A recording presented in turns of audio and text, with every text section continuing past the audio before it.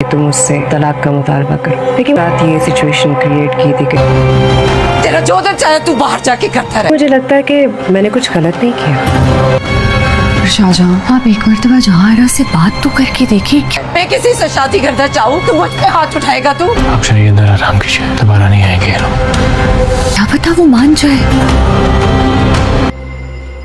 ही तरीका है मर्दों को सजा देने का मेरा, उनकी वफादार बीवी का साथ छीन लेना। तुम मुझसे तलाक का मुतालबा करो। मैंने ही उस रात ये सिचुएशन क्रिएट की थी कि मैं अपने मकसद में कामयाब हो गई, और वही हुआ। सजा तो बनती है। फराज और रुखसाना ने बहुत गलत किया अम्मी के साथ। मैंने और मेरे मुंह बोले भाई ने बहुत मेहनत की है, ज़ाया मत होने देना। हम कामयाब होंगे, आप बेफिक्र हैं जीजी।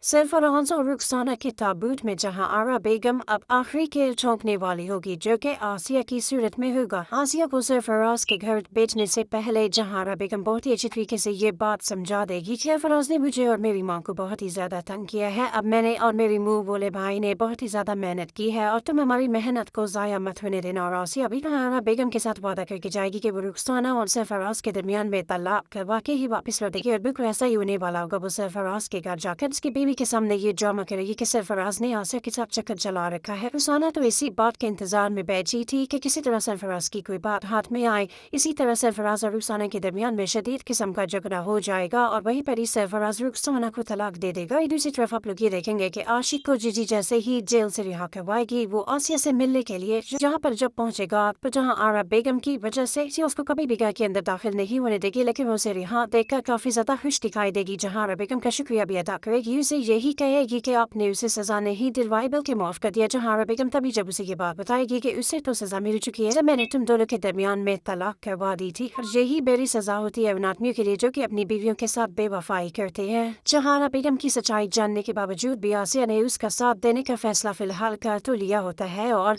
एक तलाक में उसने भी अपना हिस्सा डाल दिया होता है, लेकिन बहुत जल्दी यही आसिया जहारा बेगम की हकीकत तमाम दुनिया के सामने लेकर आने वाली होगी। उधर दूसरी तरफ आप लोग ये देखेंगे कि माले के चंद लोग जैसे ही जहारा बेगम से बात करने के लिए आएंगे, तभी शाहजहां के अंदर चले जाने के लिए भूलेगा, खुद ही उन लोगों से बात भी कर लेगा और उसे कहेगा कि तुम्हें बाहर खड़े रहने की जरूरत नहीं है। वहीं पर जहारा बेगम जब दूसरी मरतबा शाहजहां के लिए खाना लेकर जाएगी, तो शाहजहां उसे न सिर्फ अंदर बिठाएगा बल्कि उसका दिया गया खाना भी खाएगा।